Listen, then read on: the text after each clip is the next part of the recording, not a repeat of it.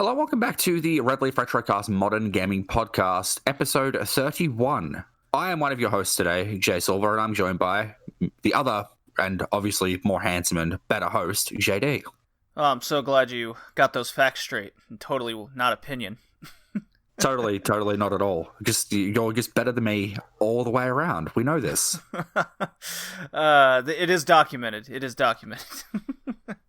Yes, I can't wait to talk these April games from 2020. That is the year. After Even all. though I think all of them came out in previous years. Dude, it's remake month. Every fucking game's a remake or previously came out. So I guess it's sort of a remake as well. Speaking of Persona 5. It's different and it's not different, and I don't freaking know what it is. Did you play Persona 4 and Persona 4 Golden? I never played Golden, actually. I only have the original on the PS2. No, I can't really use that as a comparison then because you haven't played it. Never mind. I do have Persona 3 on the PSP and the PS2. Is there differences in them? Doesn't seem that way. Not that I can see on the surface. Fair enough. Yeah. Yeah, remake month. Full disclosure, we are holding off on Streets of Rage 4 and Soccer Wars for May, so we can have games to talk about next month. And I'm sure just haven't had enough time to even play at least one of those. I haven't played either of them because I put 110 friggin' hours into Persona. And I was like, finished it. I can't blame you. I can't blame you at all. What, for not finishing it or sinking that much time into it? Let's go with both. I like both of those answers.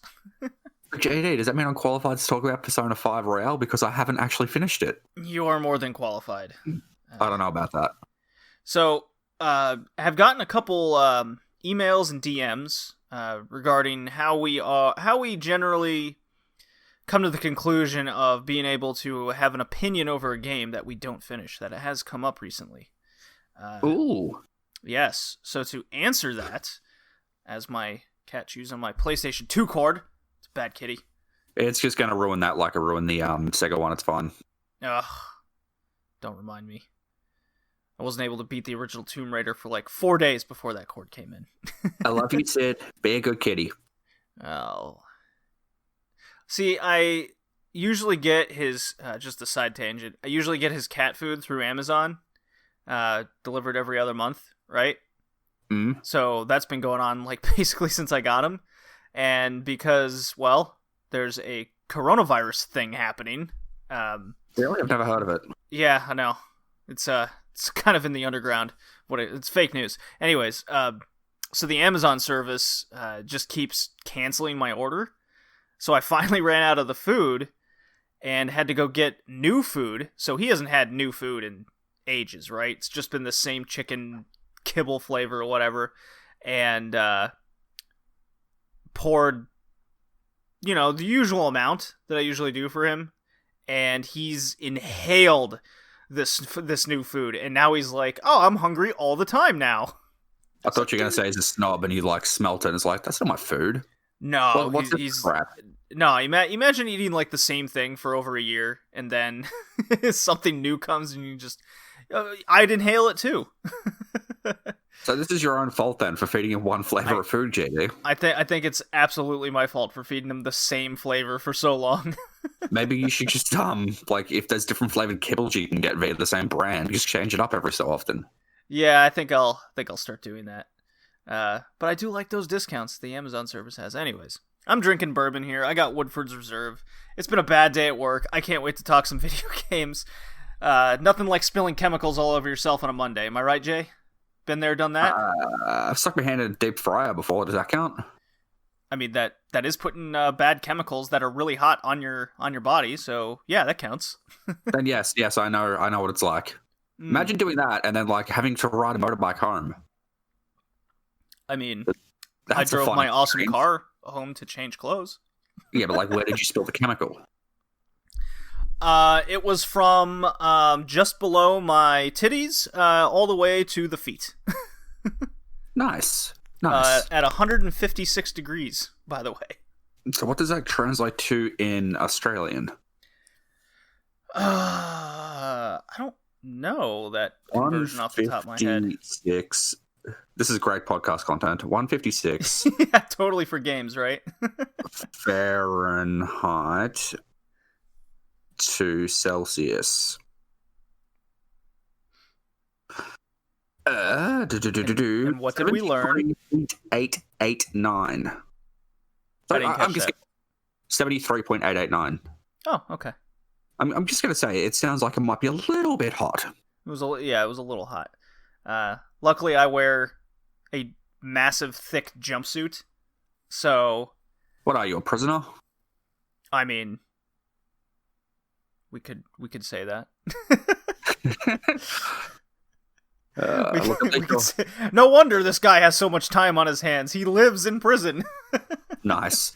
At least you're getting like friggin' danger pay and that sort of thing for going to work during the whole COVID-19 thing. Yeah, it's definitely dangerous. Based on what happened today. Whereas oh, man. My stupid job is just like, yeah, here's your 20 whatever it is an hour and just, don't touch people. Which is great. Like, I work in security and I kind of sometimes need to touch people. I mean, you don't have to touch it. Whoa, kitty cat. No. Get down. Oh, you're going in the other room. No, you're done. I don't think so. So the games we'll be talking about today, because while JD is currently fighting a cat named Sid, who he crossed the line there, Jay. All right, I'm back. I was just going to quickly go over the games while you were dealing with Sid. If you want to go remove him, it's fine. No, he's been removed. That was quick.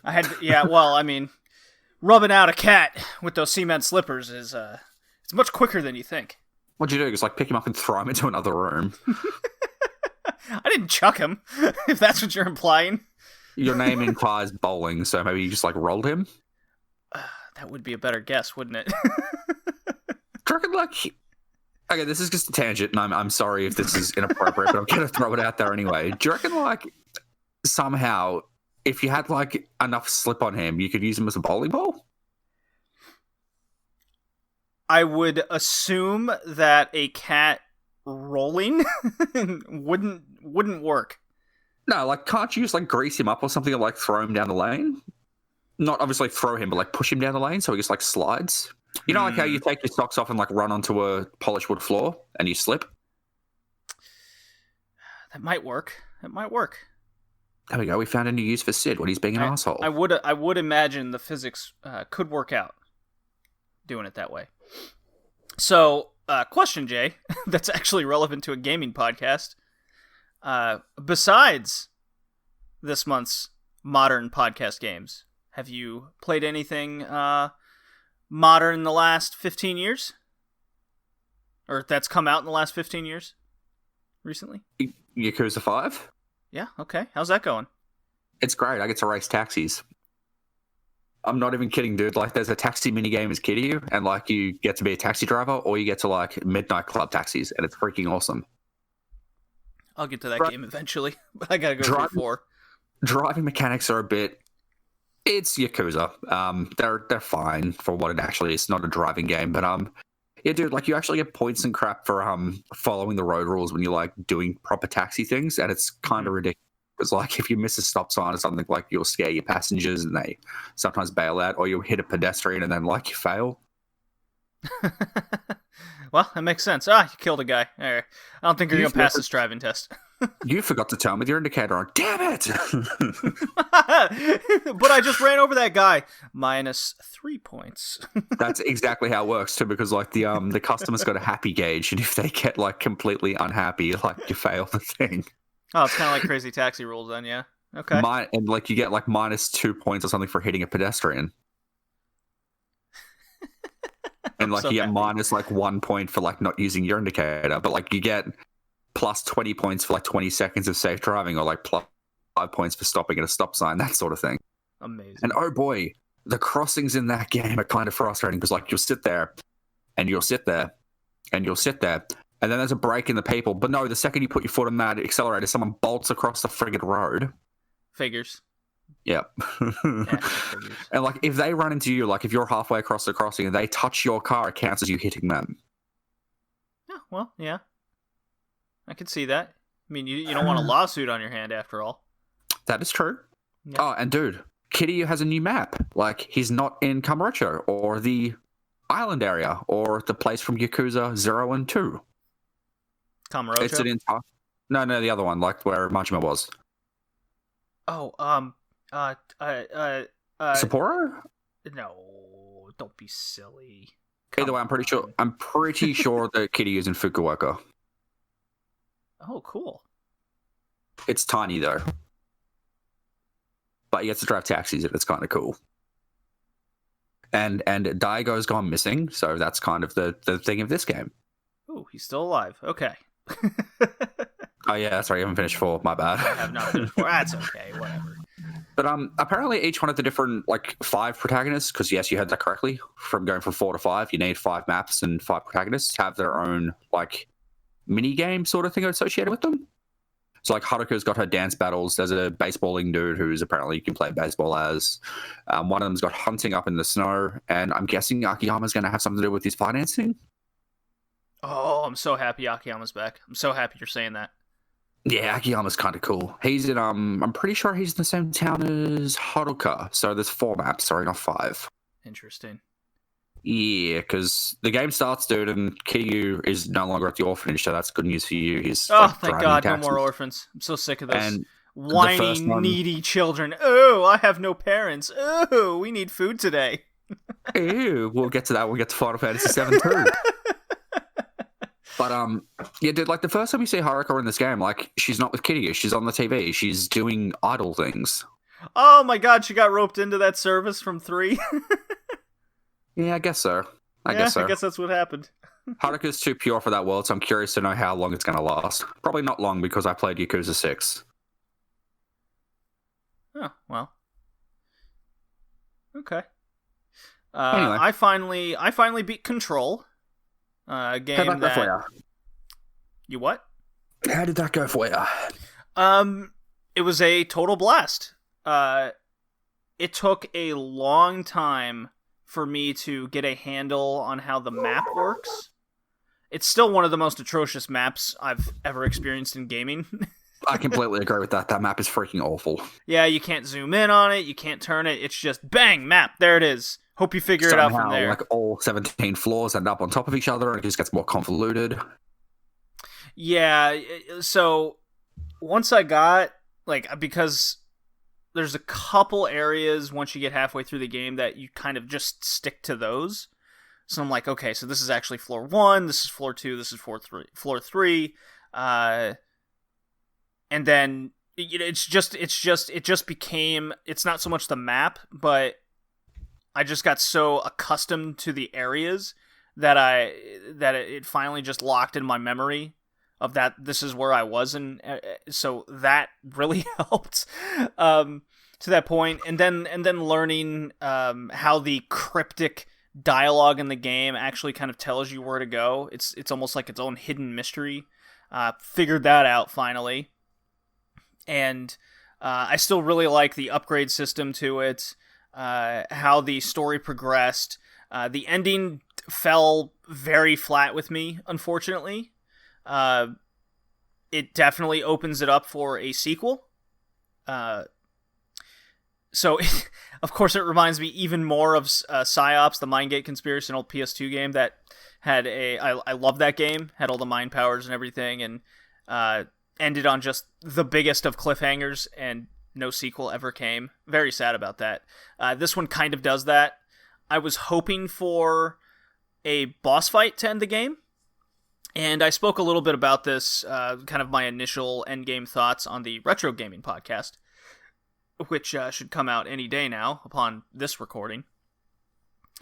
Because there's really cool boss battles in the game, Jay. I think I did 1 or 2. Yeah. So there's a wild mold plant creature that you do. Unfortunately, they're inside missions. Usually, I don't do side missions. I said this in Nier Automata, where I really don't like games that have pertinent like story information hidden inside stories that you can't find or you have to really search out for. You mustn't like Final Fantasy VII. Well, we'll get to that for sure. In Control, those side missions that are important are right there on the path during the main game missions. So, like, went to the whole, like, tower area where all of the objects of power and whatnot are in the cells. Well, you go to the warp point, and right next to the warp point is a dude in a cell in a refrigerator, with a refrigerator, he's staring at it. I'm like, what the fuck's that about? And he's like yelling, so you go over, talk to him. There's the side mission that's important for that big boss battle, right? And the other one with the mold's growing everywhere, and you get to the medical lab, and it points you in the direction of go find where this fucking mold is. And there, and you see it right away because the game takes you to those, and it really does a good job of getting you to want to do that. And it just adds to the game. It doesn't feel like I'm missing anything really if I choose not to do it, but I gain so much while doing it. That's what a good side mission is, right? Mm-hmm. That's what bothered me so much about Nier Automata, was I had no idea where any of these side missions are, which ones were important, which ones weren't. So big kudos to Control on that. But that being said, the ending fell pretty flat with me. Like it all made sense in the world, but the game just kind of ended. It does do a really cool false finish that you would really like, Jay. Because I don't know if you saw, but I was in the Discord chat just drinking and having a good time playing this game on like a Saturday night. And then I'm like, oh, did I just beat the game? Even the credits even roll and everything. And then it comes back and it's like, gotcha. Because I even went, shit, that was a shitty ending. And then it picked it back up as a false finish. And that was really cool. That was well done. But then it kind of goes to the actual ending and I go, oh, damn it, that was it? How far did the credits roll and the fake ending? It was only like 15 seconds, so it was like just enough to fool you, and then it cuts out kind of slowly, and you know how game credits are these days where they just go on for ages? Yeah, that's kind of why I was asking, because like if you're sitting there for 10 minutes and like then No. It was nope. Yeah, it wasn't like, oh, you're going to go to the restroom, because you usually sit there for like 10 seconds and you go, okay, maybe something will come up, yeah. So that was really cool. I didn't mention this on the Retro Gaming podcast. I saved it for this one we're doing now, Jay, is you got to look up this scene on YouTube or someone Let's Playing this. So the janitor, the one that you had to like seek out and talk to those first like 2 ungodly slow hours to start off the game. The one that we were convinced had something to do with the bad guy, yeah? Yeah, turns out no. But really? He's still... That's interesting. Turns out he's still shrouded in so much mystery, and I love the fact that you still don't know really anything about him. Because again, can open it up for a sequel like just about this dude, right? Maybe you can play through as the dude. Maybe. I mean, they've come out with one expansion, and they're coming out with a second one. So I hope those go on sale at some point. I have such a hard time justifying spending over like $10 for an expansion or DLC. That's why I haven't bought the Stardom stuff for Firebro.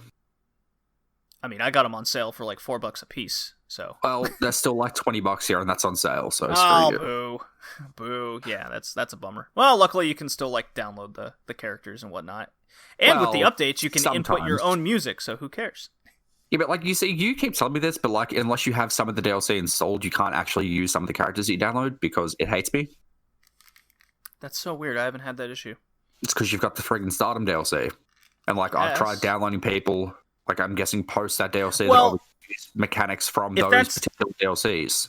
If that's the case, you can go on the Fire Pro site, and there are creators that create the same character, and it'll say in their description, no DLC. So you can just use those characters.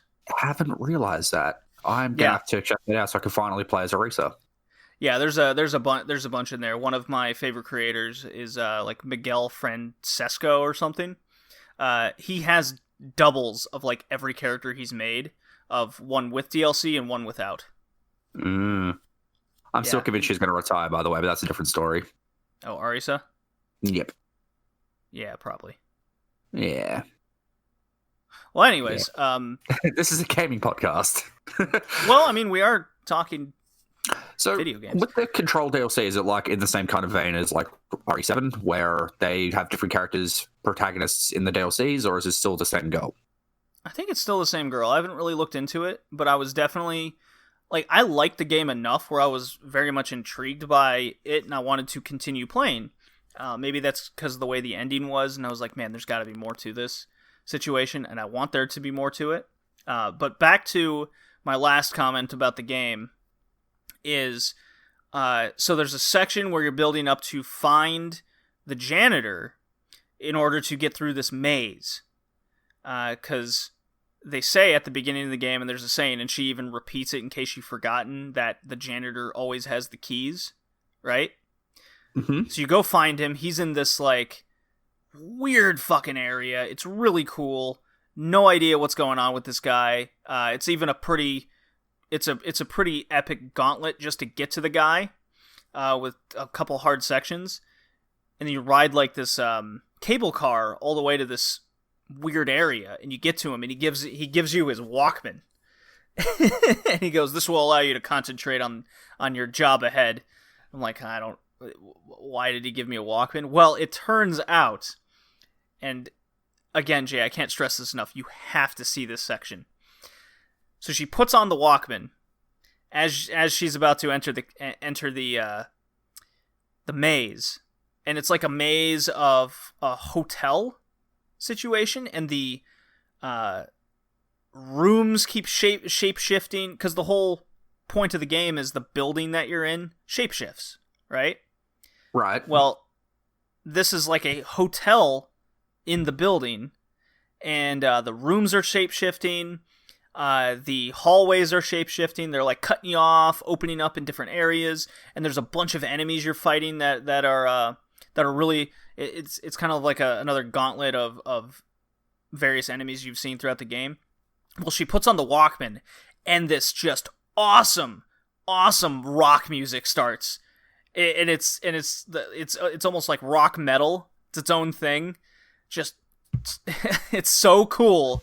This epic music's playing during the walls are moving in all different directions. They're closing off and opening up here and there to get you the right path, because you put this Walkman on and this epic music's going as you're going through.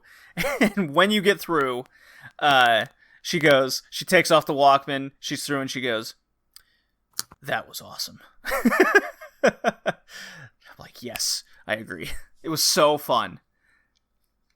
It's moments like that is why modern games are great, because you're taking advantage of technology and doing all these different things. And you can't get that. I can't get that same feeling in retro games because it's just not possible, right? The technology is way different. Sure you can, right? Sure you can. No? Okay. No. Did the second that he took off his Walkman... Sorry, I was just going to say, did the second he took off his Walkman, he go slightly crazy? Who, the janitor? Yeah. No. Interesting. No, he just gave it to you, and he's like, this is for your job. And you're like, okay, that was weird. But there's such... like, Control seems very strange in a lot of its dialogue and meaning, but everything does end up having a purpose, no matter how arbitrary or weird it comes off as. I totally see why a lot of people put this as like in their top 10 games of last year. I still don't think it would make my top 10. Top 15, though, probably? Maybe. That's Right. still up for debate, because I can look at, actually, what we had last year. And, I mean, I could argue moving a couple of them around. Yeah, maybe top 15. It was tough last year. It was tough. It's just that beginning is so fucking slow. Know what I mean? Oh, yeah, I know what you mean. Yeah, that really hurt. And the fact that I had no issue with, like, and the map system's so confusing, and it has a lot of things holding it back, right? Did you finish again with your mum? Because I know she was watching it with you for a while. No. But she was definitely interested in it. That's for sure. Just because of how weird the game is. Anyways, so that's Control. I had to get that out. I beat Ori and spoke about that a number of times. And then I think I'm done with Animal Crossing. Kind of lost my mood for it. Just with other games coming up. And then just from else this year, I haven't picked up Neo 2 again. Haven't been back at that, because that game's just ungodly hard. Kicks the shit out of me. It just make you feel so good, though. I mean, It's like eventually you'll get past that part, you'll be like, yeah, you dominate me, game. The moment of triumph in tough games is undeniable, right? But there does come a time in tough games where you just finally go, I can't do that anymore. You just don't want to go through it over and over again. And I'm done. Yeah. Well, I mean, that's what happened with Sekiro. A game I truly liked, right? And I know it's really good. And everything's so good about it, except it's just so difficult that if I literally can't play half the game, then on my own personal level, it can't be rated as high as others. I would say to get good, but you can't go grind like you can in Dark Souls, so, just learn the controls. There's a parry button. Do you use it? I do use it. I'm just not good at it. So I know what you think of parrying. Yeah. I try. I just never seem to hit it right.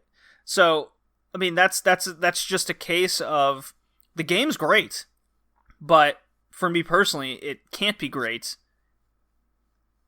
because I'm not great at it. It's like how I felt about Contra for a long time. I could never get past like stage 3 or 4. I'm like, I love this game. Down, left, right, B, A, start. Yeah. There's a read code, my dude. Yeah. All right, so let's get started here. Discussion about other games that have come out recently. Yeah, well, we're a modern gaming podcast. We only have 4 things to talk about, so, kind of makes sense. Yeah, we're joking around, talking about Control, talking about Yakuza. Using a cat as a bowling ball. Oh, well, I mean, important things in life, let me tell you. Indeed. I can't wait to see what the other minigames are in Yakuza 5, just so I'm pretty excited. You don't understand how excited I am. So for the first game here, let's get this one out of the way, because it's the one I definitely played the least of. It's also the one I definitely played the least of. So what I did to get a good handle on Trials of Mana Remake is... did you play Secret of Mana? No. Have I played the original? No. Okay, so not the remake and not Secret of Mana. Correct. So, and I haven't played the original Trials, and I played like an hour or 2 of the remake. Yeah, that's fine. You got a good handle on what the game brings. So I like Secret of Mana. The remake of Secret of Mana was atrocious. It was very bad, very buggy, they changed a lot. No bueno, right? Uh-huh. So I was really, really worried about Trials of Mana. Now, I have Trials of Mana Repro cart for my Super Nintendo. Woo. And Yeah, so I actually made it a point to play the remake side by side, my copy of Secret of Mana, the original. And I can happily say this remake is done very faithfully. It's literally a 3D representation of what you experience in the original. Yeah. It's if they pump that game out onto I would say a PS3, right? Right. Not totally indicative of the current gen's technology, but that's okay. I mean, you're booting up a very old game here, and they wanted to keep the art style, okay, of the original.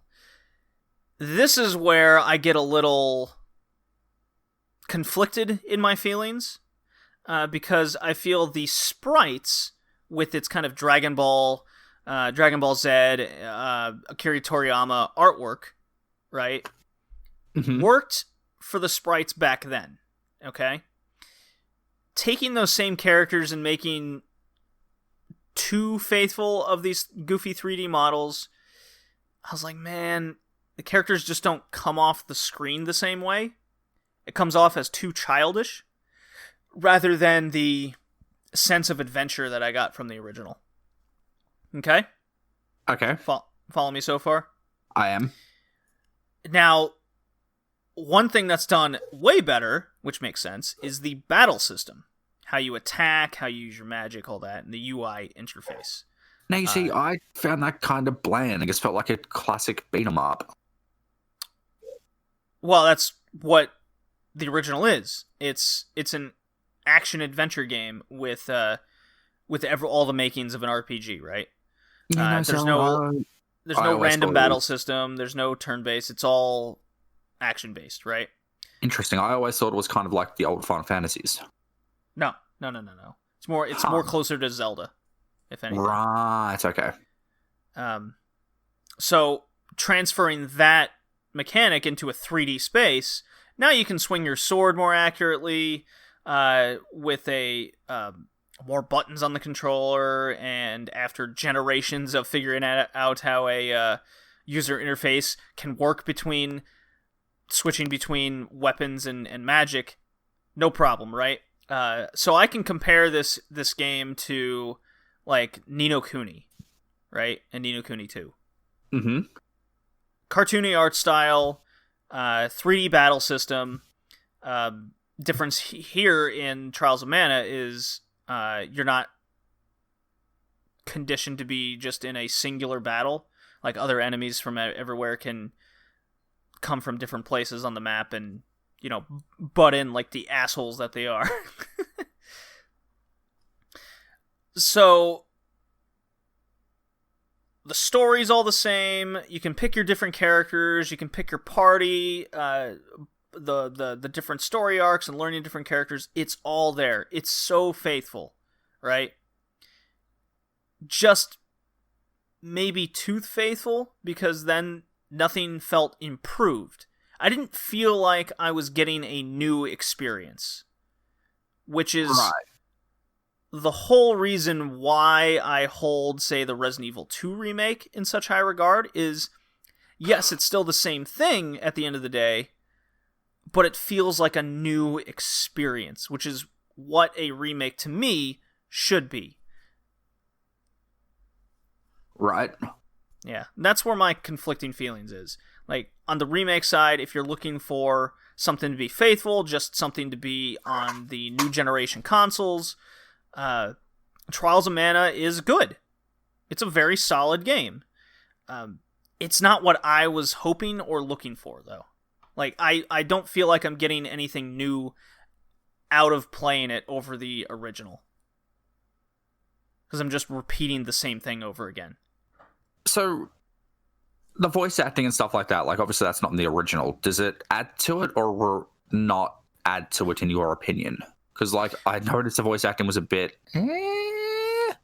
Well, that's part of kind of the issue, right? The dialogue of, early 90s games, especially RPGs and the like, the dialogue's not great. It's very bare bones, basic stuff. Tell So your what, they story, didn't- get up, get out, right? They didn't change it like at all.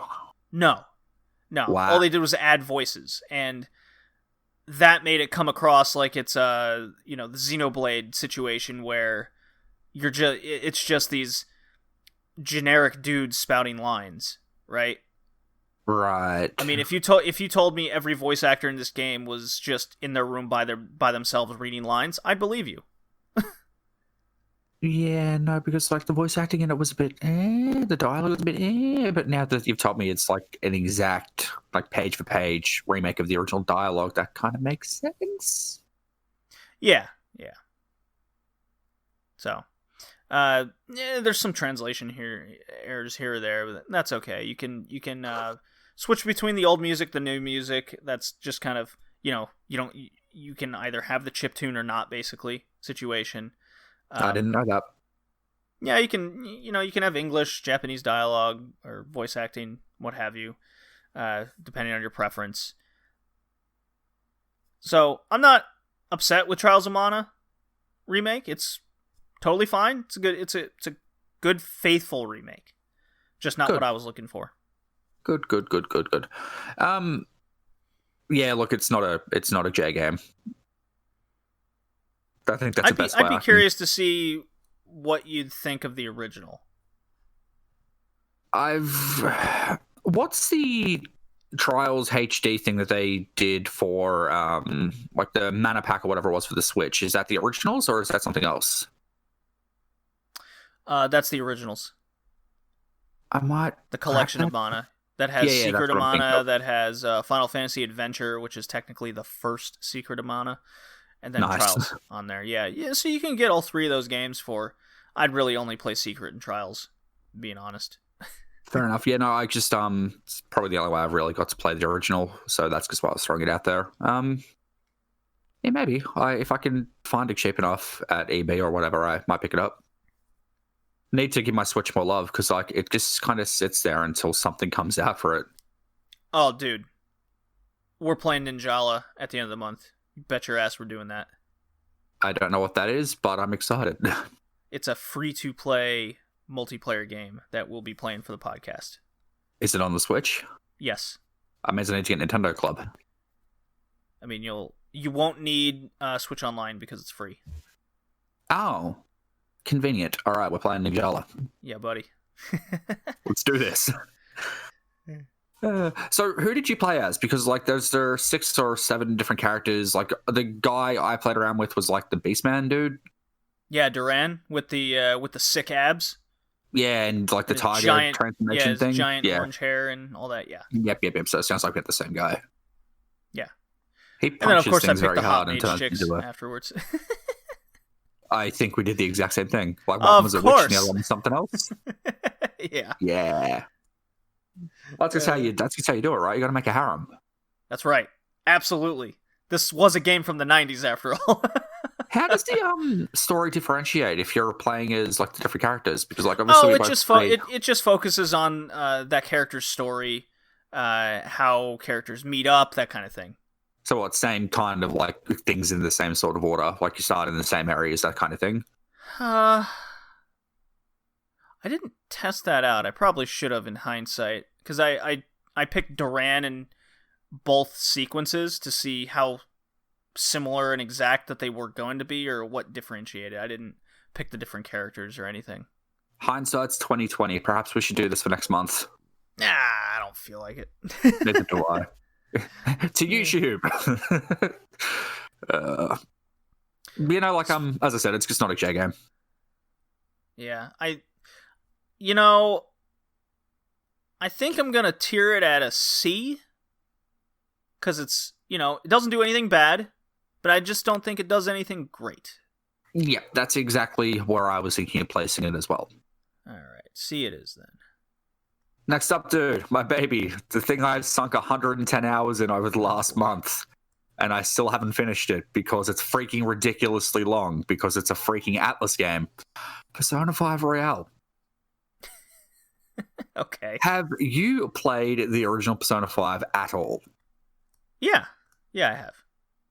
So how far did you get in the original Persona 5? I'm curious so I can Just draw some so comparisons. I actually installed it and checked my save file to see how far I got, Whoa. so I could answer this question. I beat 2 dungeons. So you beat friggin' I forgot his name, and you beat the art one. Yes. Cool. So, what do you think of the whole art style of this? Because like it hasn't changed at all, which is perfect. Because I think that the way that Persona 5 does its things, like it's not going to age incredibly rapidly because of like its unique stylings. The thing about anything anime style, Western cartoon style, comic book style, any of these drawn styles hold up to the test of time, right? It just has to be drawn well and animated well. And in the case of the Persona games, you could pop in Persona 3 on your PS2 right now, and besides kind of what they are able to do with color schemes and the actual console limitations, the art style itself is still extremely similar and holds up. I agree. Like that's one good thing about like Atlas games. Like for the most part, they're always they all do that. Yeah. Like look at Catherine. You can say that Catherine is a. I'm not going to say it's a tech demo, but like you can say it's an art style demo for Persona 5. Sure, you could say that. It's also got a butt with that tongue. But again, look, Persona 5 Royale is great. Like, if you played the original, you've played this to an extent. Like, there's some new things that they've added. Like, they've added a new area, which name escapes me right now. I think it's Kichi Joji. In there, like, you've got some things where you can, like, go and sell, like, your, how you get, like, the bad armor, per se, and you, like, got to wash it and that sort of thing. And then, like, you'll get a piece of armor that ties into whatever you've just cleaned and polished and that sort of thing. Mm-hmm. You can sell those kind of things there, and you'll get points from that. And you can get like a grab bag, and then that'll give you a leveled set of loot, essentially, which is kind of useful, so you don't have to waste a friggin' time slot washing crap. The new area is also added a jazz club. Yes, you heard that correctly. And oh boy, that jazz club is a place, because you can go there, dude, and you can drink non-alcoholic beverages. Oh, fun. Oh, yeah. Well, they're all students, so I suppose that makes sense. And if you go there, dude, during a time when there is a jazz player, you will also learn new moves. Ooh. And some of those moves, dude, can only be learned through the jazz club. Oh. Well, yeah. So it's my understanding that a lot of the, I guess, basic grinding that didn't necessarily need to be there, that's been taken out and replaced with things that can more or less speed things along. Yeah, that is true. So you don't have to grind as much besides for one friggin' dungeon, which we'll get to that later. Yeah, so you're absolutely right. Like the senseless grind is completely gone. Like if you don't obviously keep on track with levels and stuff, you will have a hard time. Stupid Okumura. You can do things now called mercy kills, which you get from one of your social links. So eventually you can just like sprint at an enemy that's like a certain set number of levels lower than you, and you just instantly kill them. And from that, cool. That's what Earthbound did way back in the day. Yeah. So like from that, you'll get like a new persona from that. If you've got a free slot, you'll grab some money and you'll get whatever items they would have had from the battle. That's really cool. I actually wish more RPGs would incorporate that mechanic. Yeah, you also get a grappling hook, dude, and if you play around with that, and you can like use it for stealth attacking enemies, so like you can grapple onto them, and then they'll start the battle with a like status element, like whether it's paralysis, fear, that sort of thing. So like it just makes the battle go a lot easier if you are sneaking well enough, and they've changed the camera angles and stuff for that when you're in stealth mode, so it's just so much freaking easier to like aim things. Okay, but So it sounds like it's an improvement of life. Yeah, it is. They've added like enough new features to keep it interesting for people who played the original and finished it. But at the same time, it's the first Persona 5 just with some overall improvements and extra features. Yeah, how much extra features? I've heard a number of different answers, but they all kind of everyone who's a fan of the game says, "Oh man, it's way better."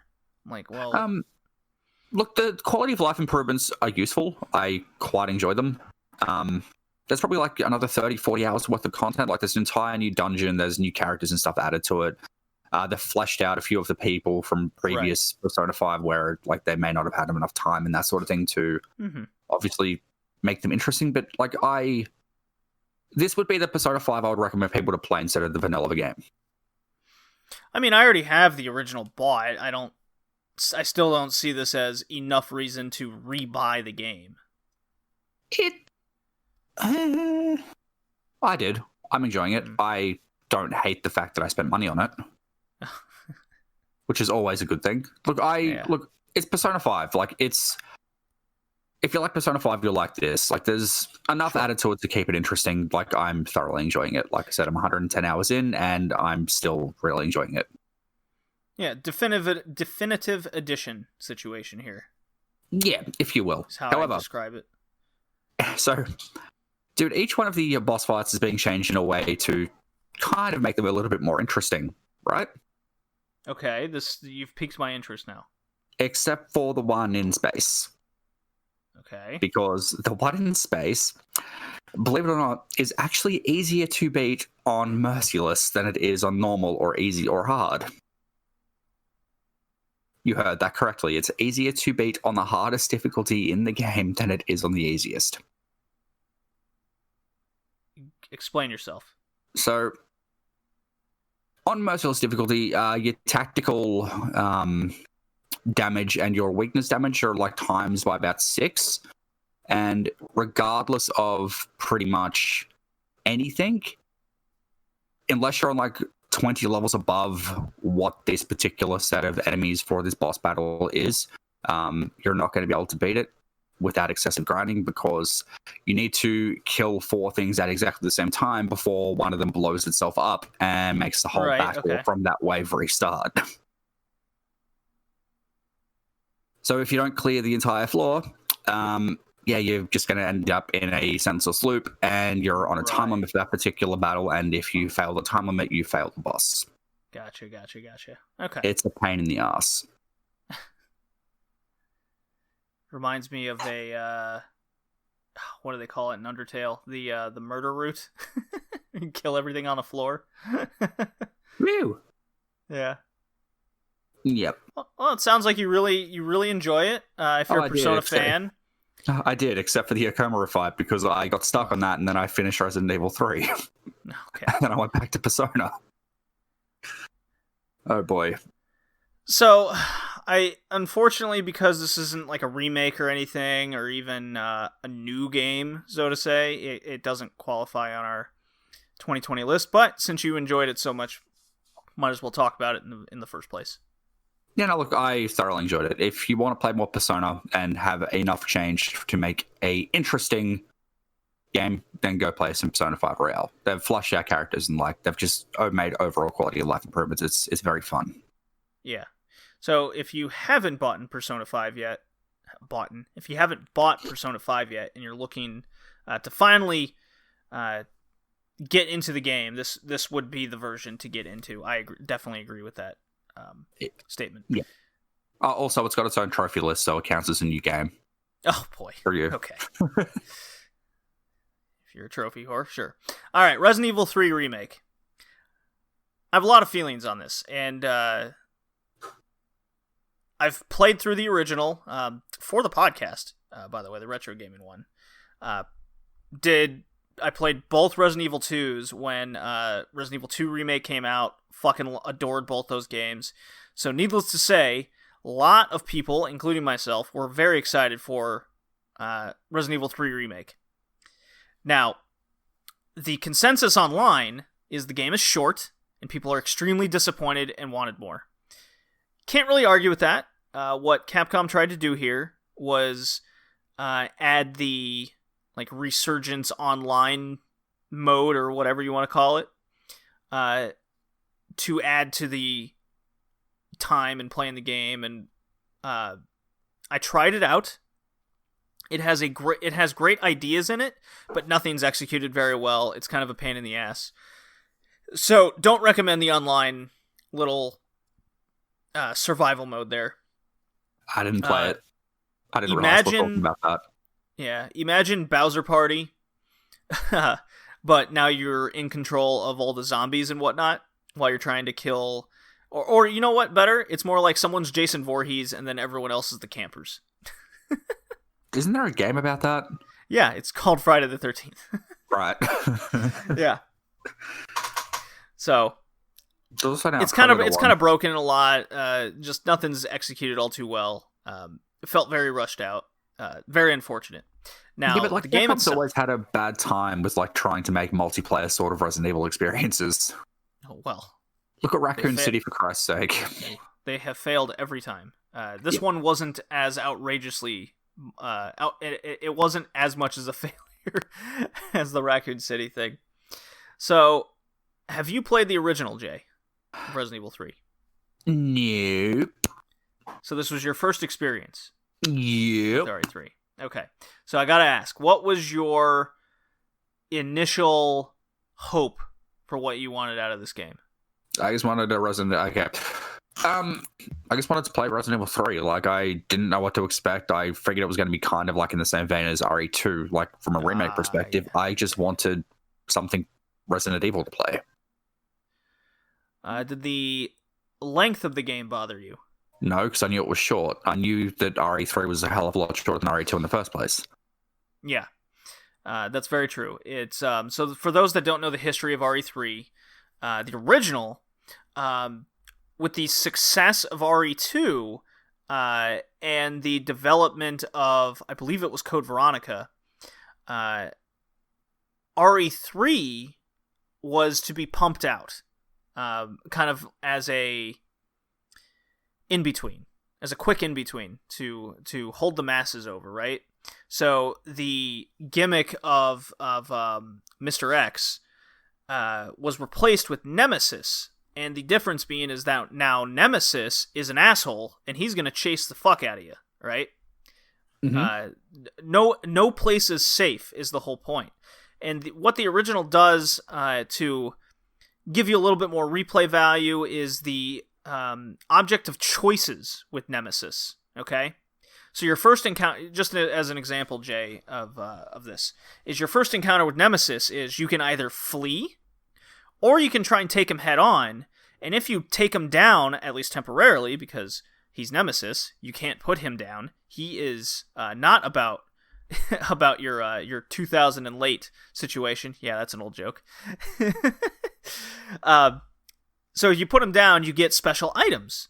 So you can get like freeze grenades really early, or whatever, right? You get really cool weapons. Isn't that how you get like the really good pistol? Yes.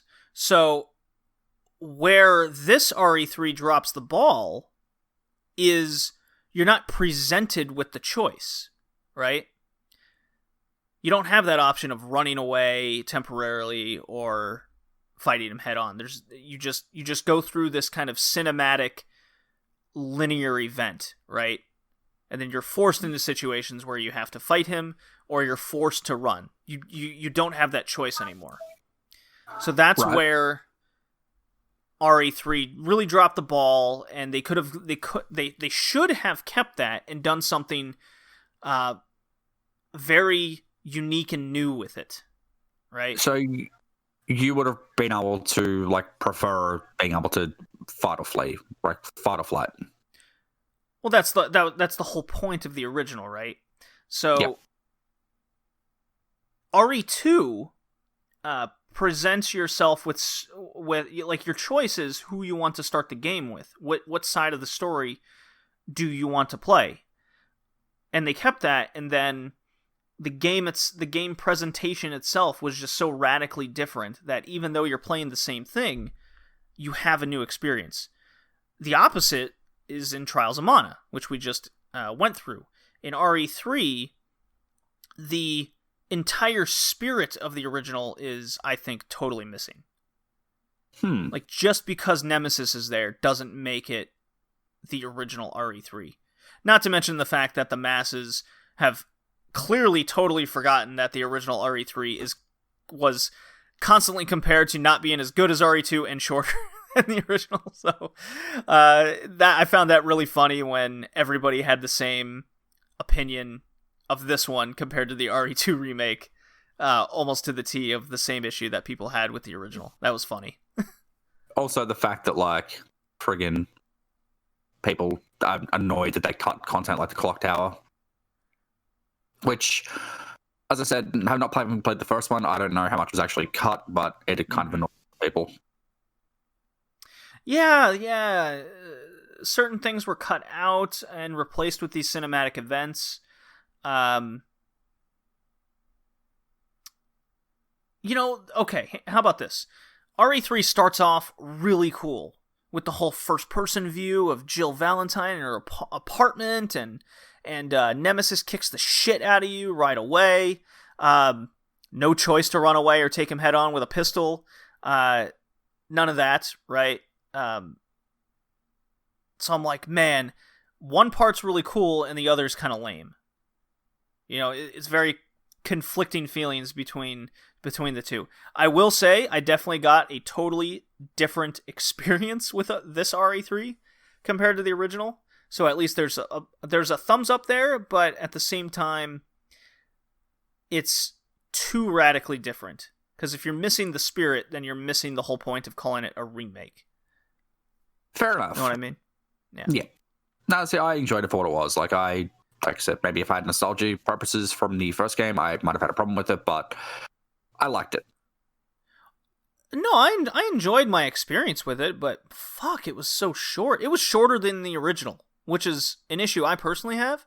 There's no reason that this should have been any less time than the original game. Yeah. I've seen like a speedrunner clear it in like 45 minutes. Oh, Jesus. Well, our Resident Evil games have a reputation for speedrunners kind of busting through. Just run. What did you think of Nemesis and the boss battles that ensued with him?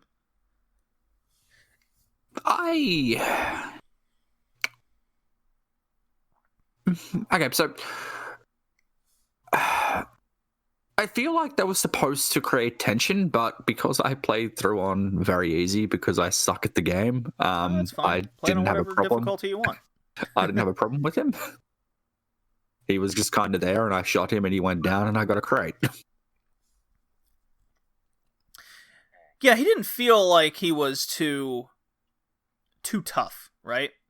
Yeah. There was, man,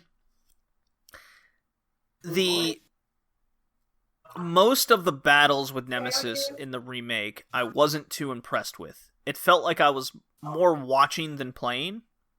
Yeah, no, I get that.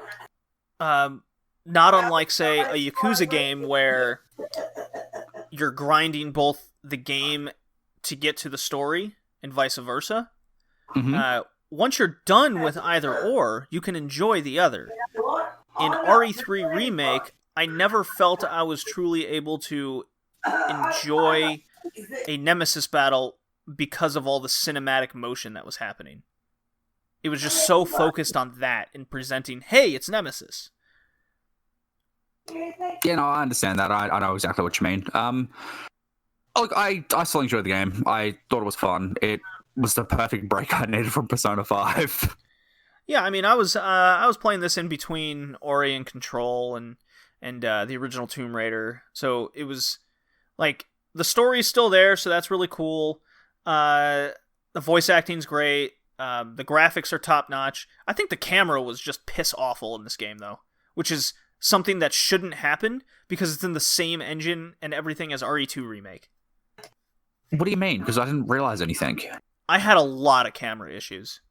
Whether it was things jumping in off screen, camera shaking. I even felt like I was having PS2 flashbacks of camera hitting walls. That's interesting. I didn't realize any of that. Yeah, I had issues with that in this one. So, the last boss battle, I will say, was very epic. I really enjoyed the last boss battle. The railgun boss battle? The railgun was awesome. Going through the wall. It really presented Nemesis well as moving the story along as as Nemesis, because of its encounters with Jill Valentine, is evolving just to try to kill her. And in the original, I never got that feeling. That message really came across very well in the remake.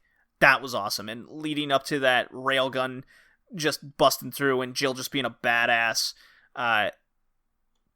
Too cool. I loved it. The last scene in the game, I won't spoil it. That was piss awful. Really killed the mood after the awesome railgun moment. You know what I'm talking about? The moment on the roof and all that shit. Yeah. Yeah, you have the same feeling, don't you? That was a cutscene. I know, right? If only I could have pulled that trigger. If only you could have done a lot of things. But see, Yeah, that's what I'm finally. saying. You weren't in control, right? Right. That's the issue. In Yakuza, which is a series we both love, you have that epic final battle scene, very much like it is here, right? Mm-hmm. But the way the story is presented to itself, when it ends, you are left very satisfied. It all wraps together nicely in a bow. I did not get that in RE3 Remake here. It just felt like, what happened? Why did that happen? Now you fell flat. Yeah, no, now that you pointed that at me, you've got a point, but it's not going to ruin my opinion on the game. Like, I still thoroughly enjoyed it. I didn't hate it. I liked it. I enjoyed my experience with it. Very short. Nemesis. You know what? I already spoke enough about Nemesis and all that stuff. Otherwise, I'll start repeating itself. I'm gonna tier it also at C.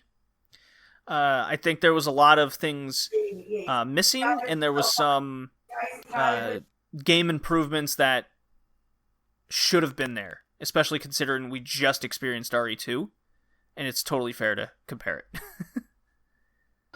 Yeah. No, I was gonna give it a B, but Okay. maybe that was because I didn't experience the original. I don't know. No, that's no fault on you. That's the whole point of a remake, is to want you to get to play this game, right? True. Well, I did. I finished it. I got told by the game that I suck, and would you like to play in assisted mode and get a rifle? Yes, I would. All right, so I'll mark this down. RE3 B grade for you, Jay. Yep. And C for me. We'll figure out where that stands later. Where are you going to put Resistance? Oh, you know what? Because Resistance is... I think it's called Resistance. If it's not called Resistance, who cares? You know what, Jay? I'm usurping. Because Resistance exists and it was a total failure, your grade is down to a C. Hey, you dick. I didn't get a choice in that. Prick. I didn't play it, though, to be fair. Oh, you don't want to. Maybe it will I do. leave you Maybe extremely sour. Like, it's a good idea, executed piss poorly. Yeah, but that's like most Capcom multiplayer Resident Evil Well, experiences. I mean, it stands true. Why can't they just give us like a friggin' survival, like a horde mode or something? Or is that kind of what this is? It kind of is, but again, you have a player that's like the mastermind, right? Like, You know what? It's kind of like a Dungeons and Dragons playthrough. You have the game master moving shit along the board, and then you and a group of friends, campers, are trying to just survive till the end situation. Right. Okay, I'm with you. And it's extremely glitchy. Wow. I mean, that's another Capcom feature. Yeah. It's a feature. It's not a problem, yeah. It's like Bethesda. Can't wait for friggin' Elder Scrolls 6 when that eventually maybe comes out with paywalls. Oh damn. Would you like this arrow? It will cost you $10. All right, you hear what I'm doing here? It sounds like you are scratching your beard, but I'm guessing you're doing this. Yes, I'm rubbing my hands together maniacally and excitedly.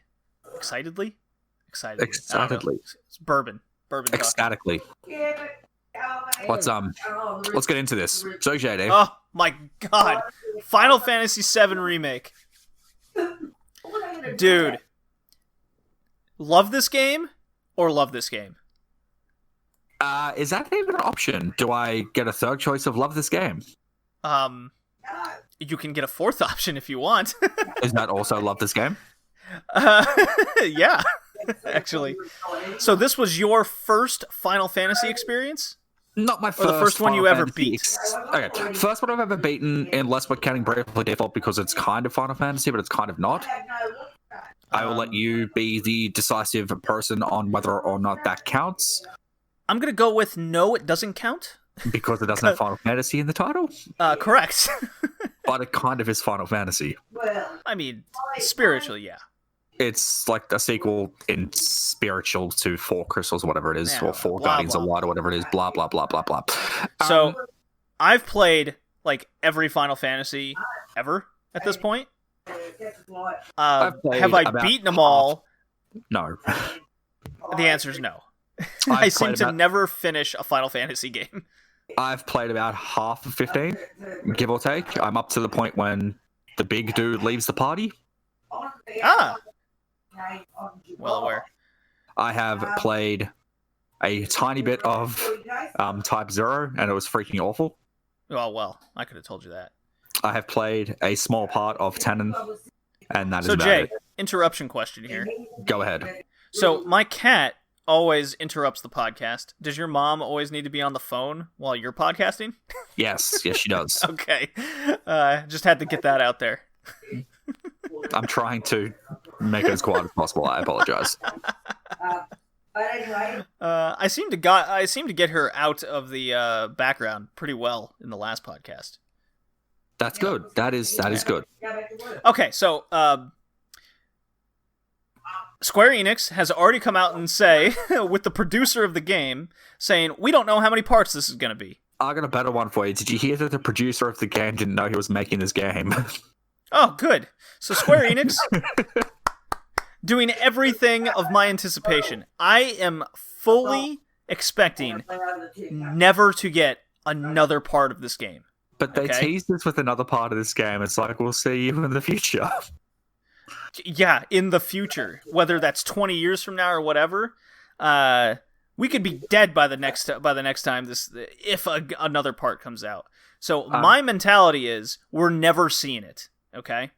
So I went into this game thinking and anticipating that you better fucking end this so well that you can open it up for more, or you leave it on a satisfying note where, yeah, this feels like the end of a game. Okay. Oh, it does feel like the end of a game. Like, it teases enough for there to be a sequel, which there probably should be, but there may not be because Square Enix. Because of Square Enix and their history with it, yeah. We'll never get to finish the Final Fantasy 15 story. No, not at all. But, like, they ended it well enough. Like, there's enough tease there for things to come, and there's also a solid enough ending for it to end there. And that made me really, really happy. I was more than satisfied with it. I played the demo, and that convinced me enough to go in with the mindset of I loved everything that they were incorporating in the game. It's the Final Fantasy 15 engine and game mechanics, and then they tweaked it to make it better and keep it in the sense of if you want to battle with the game more like a modern version of a turn-based RPG, you can do that.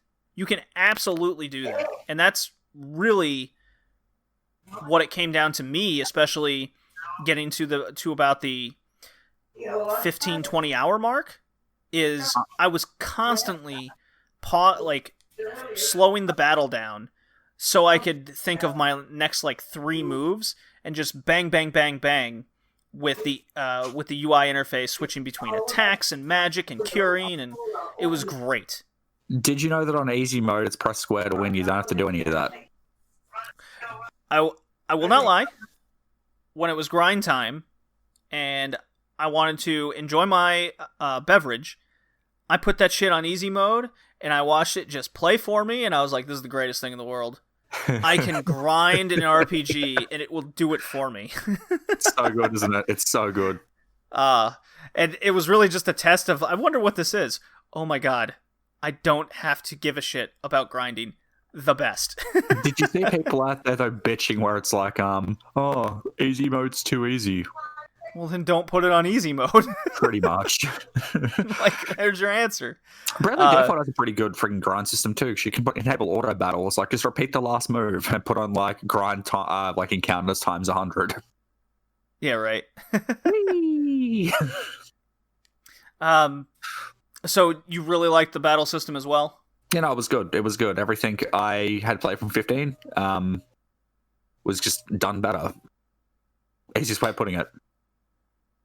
You like the incorporation of the slowdown? I do. It enables you to, like you said, do spells, do abilities, pull things out of your ass to pull off fancy summons and things. It was good. I liked it. Yeah. The materia system came across in the game very well. The game really wanted you to grind the materia, specifically. Of course, the original kind of does that too. But this one really made a point to it with the whole VR missions and helping out the child that wants all this information. Did you know that if you didn't buy the deluxe edition, you will not get 2 summons in the game? Wait, what? Yeah. So there's the Cactar summon and the, I want to say, Carbuncle summon that is only available if you get the deluxe edition. So Square Enix being Square Enix assholes, locking shit out behind Prime DLC content. I gotta come out for $5 as a DLC. Don't worry about it. Oh, well. See, I didn't know what the other summons were done through the VR missions because, like, I didn't do any of them. I did the Fight Clubs, but I didn't do any of the VR missions. See, I didn't do the Coliseum, and I found out that's where the other limit breaks are. Yeah, that's what they are. grind the Coliseum, and I was like, yep. Fuck. Sounds like you and I had a similar experience because, like, there's only one summon that you find throughout the game, which is in that fan. Yeah, which is kind of lame. I didn't like how the game did that, for sure. With the summons in general, you can only do it in specific boss battles. You can't just whip them out whenever you feel like it. I was like so mixed on that. I go, oh, I can't just whip out a Freed or a Shiva willy-nilly. I can only do it when the battle matters. I go, On one hand, I want to cause mayhem and chaos whenever I want. But on the other hand, it's like, now I will relish the moments when I can summon these beasts of power, right? So I was very conflicted on those two choices. I'm like, man, they feel special, or I can do it whenever. Dude, it adds tension to a battle when you can actually summon them. It makes the battles feel like they've got weight and relevance to them. I liked it. Yeah, you gotta pick and choose which one that you want to summon, and you can only do it once, and you have to choose when, right? So yeah. Maybe the game could have presented more situations where they'd come up, because by the time I got Leviathan, I only used him once in the entire game. So that kind of sucked. I was like, man, I want to use more Leviathan. I didn't get Bahamut. I would have had to grind the revive materia, and that was just taking. I was literally trying to kill my players on purpose just so I could use the revive materia to level it up with the boost thing that goes with the materia. It just was. I was like, man, taking forever. I don't even know how you would have managed that because, like I said, I played on easy because I suck and wanted to experience the game and enjoy it. I think I lost like one person in like one fight, and that was it. Yeah, I put the game on like hard mode and then just suicide dived with a couple characters, and I was like, revive. Nice. So let me ask you a question because this kind of pissed me off in Persona, which is a thing that I didn't experience in Final Fantasy VII. If Cloud goes down, does that count as the battle over? Because if Joker goes down in Persona, like, it's an instant loss. No. So, whomever you're playing at when you start the battle, you're in control of that character. You can switch between the characters on the field. No, I get that. I was just curious, like if you can change your party leader. If your party leader goes down, it just automatically changes you to another player that's active during whoever's the battle. next in the cycle. Yep. Okay. Yeah. So that's a really cool thing the game does. Everything feels very seamless. I've heard this going around, and I totally get it. In the original, you grind the game to get to the story, right? And that's very indicative of the retro Final Fantasies at this point. And in this, you grind the story to get to the game. Right. And nice. I'm not sure I agree with that, because, again, the Yakuza series, which we can constantly harpen back, because I feel that series kind of really brought forth or Uncharted 2, that's another one, brought forth the cinematic style, right? Yeah, how to tell an epic story with epic gameplay. Unless it's Yakuza 3. Well, there are exceptions to every rule. I understand why you would make that point, because if you're just so annoyed by, say, the anime-esque-ness of the Final Fantasy series in general, especially 7, it doesn't harpen away from that at all. Well, he's a freaking shonen protagonist. Cloud is. He's like an edgelord. It's fine. Yeah.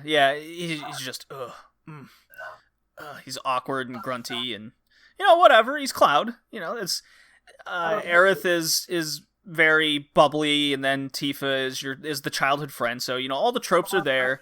By the way, love Tifa. Great stuff. She's got some great assets. Dude, she's got those gloves. Kicks ass. Let me tell you. Oh yeah. Which was your go-to gloves? I just kept leveling up throughout the game. Just whatever the next one hit, leveled up all the weapons attacks. That was really cool. I never felt I had to grind the weapon like at all. It would just be like a couple battles, and then I'd mastered the weapon, and then I just have their attack, and whatever weapon was stronger, I just picked that. So I guess it was whatever one was above the mithril at the end is what I was using by the end of the game. Fair enough. I didn't realize, because I'm an idiot, until you just pointed this out to me, and it makes so much goddamn sense, that each weapon had its own ability. Yeah. Because I'm an idiot. Yep. That explains so much. Why didn't I play with this? Damn it. Yeah. I never felt like there was only one section I felt that they shoehorned in to just kind of kill time. And that was, I've spoken about this before, the robot arms section in the Underground Highway. Oh, when you're down there with friggin' Aerith, and she's like, I'm Aerith, look at me. Oh, God. It just took ages. Yeah, it's like I was half an hour. It's just like, get me out of here. Dude, it took me like 45 minutes, because then I was like, I gotta like stand up and take a break or something. I'm so bored. I hate this. I don't see the point to it. Because in the original, you just kind of run over them and you're done, right?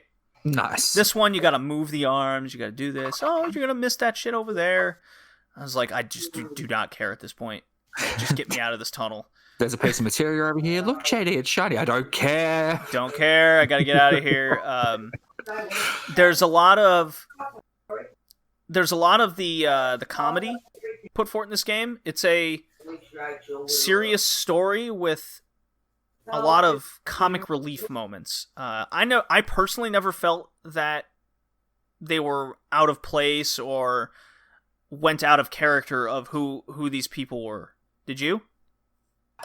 I did not.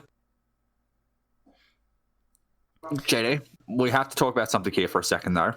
Okay. Yep, now moving on. What did you think of the whole dancing and everything revolving around Mr. Cloud and his adventures of being a woman? So I was actually, when the whole Final Fantasy remake was announced, and Colin and I were actually talking about this, like, how are they going to do the cross-dressing, just section in general, and going through the Honeycomb Club, or whatever it's called. We were just like, I don't know if that's even going to be in the game. We were thinking about, it's like, is 2020 going to be able to handle this? It was amazing. It felt like something straight out of Yakuza.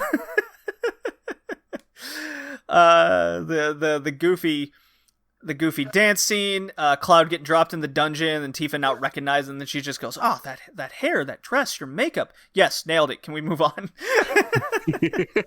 I loved it. It was like the best moment in Cloud the entire game. It was so good. I adored everything about that place. Like, it was just so good. So good. Mm. Oh boy. Yeah, the whole casino town was done very well. Each section of the game felt unique from the last. It has a grappling hook, so you know. Game of the year. Game of the year contender. I mean, no, you're absolutely right. Like, every area felt like unique. It felt like it had its own life to it. Like, you would go from the slums to Aerith's place, and like they just felt different. You would go from Aerith's place to the casino, as you just said, and everything. It's just so different. Yes. The singular Aerith section kind of aggravated me because I did almost every side mission in the game except one section. Let me guess. Orphans. The orphan section. I did one, and I went, no. Wait, does that mean that you didn't get the club? What club? Like the club, like the giant freaking club the Claire can use as a weapon. Oh, the Spike Club? I did that one. So Okay. I think that's like mission 2 or something. Yeah. Okay. I got the Spike Club. Did you play the box game where you can like get the friggin' medals or whatever they're called, and you can like buy extra things from that little orphan dude with the shop? I opened the shop up. I bought like one thing, and I never went back. But dude, you can get like friggin' stat boosts and like weapons and crap from there. It's actually really good. Don't care. Nice. I was so aggravated with the orphans. I have like PTSD from Yakuza 3 orphans. Well, so far to this point, there is no orphans in Yakuza 5, so that's a good start for you. Unless we are counting Haruka as an orphan, but at the same time, I think that she's actually a good character. Is she technically an orphan if she's adopted? Well, she was an orphan at the start, I guess. No, her mom was still alive at the time.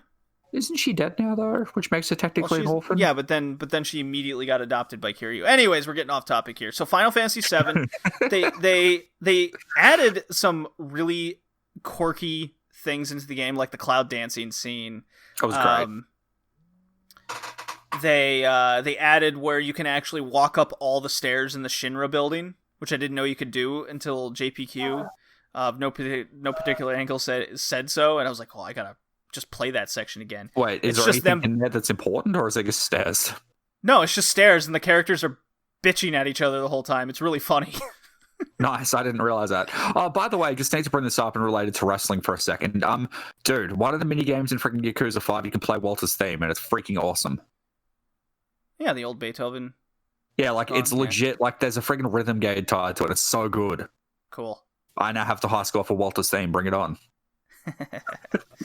But yeah, no, like I had no idea you can climb the stairs in the Shinra building. I kind of need to go back now and just listen to like friggin' Barrett and Tifa bitch a Cloud. Yeah, oh god. Well, it's Barrett's just going, this sucks, and oh god, it's funny. There's so much of that. Sounds amazing. I did think there were some moments they could have improved upon. I mentioned the robot arms. There's quite a few out there, but more like I got 43 hours out of this game. I don't know how long you got. 27? Oh, you played it on easy, so I imagine you were able to bust through it quicker. I wanted to enjoy myself, JD. I'm sorry. I wanted to make this the first Final Fantasy game I'd ever finished. Nah. And take so you're all through Midgard. They added so much character to make them just come out at you.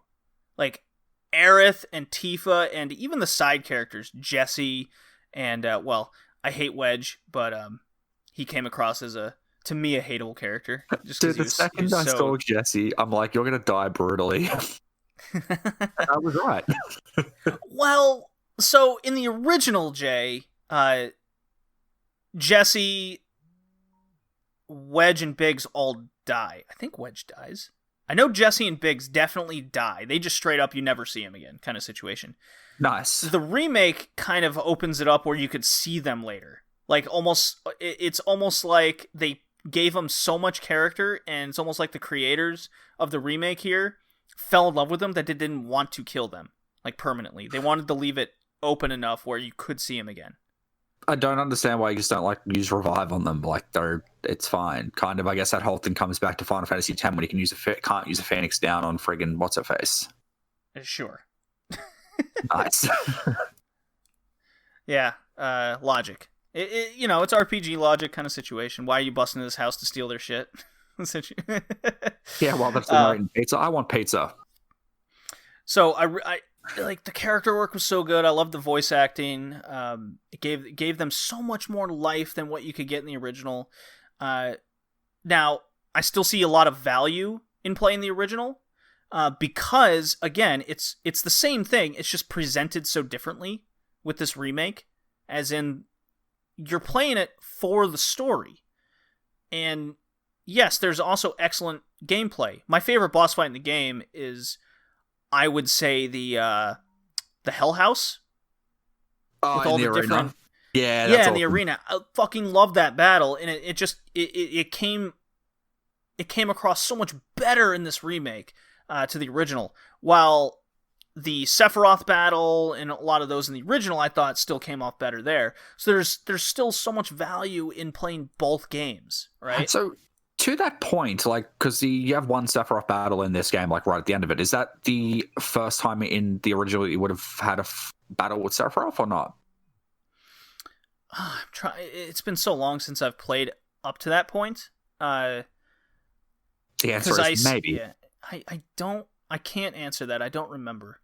I can say that the story passes so much faster in the original, because it's like 8 hours in the original that this, to me, a 40-hour experience was, but with so much cinematic and story to tell, with giving the characters more life, dialogue.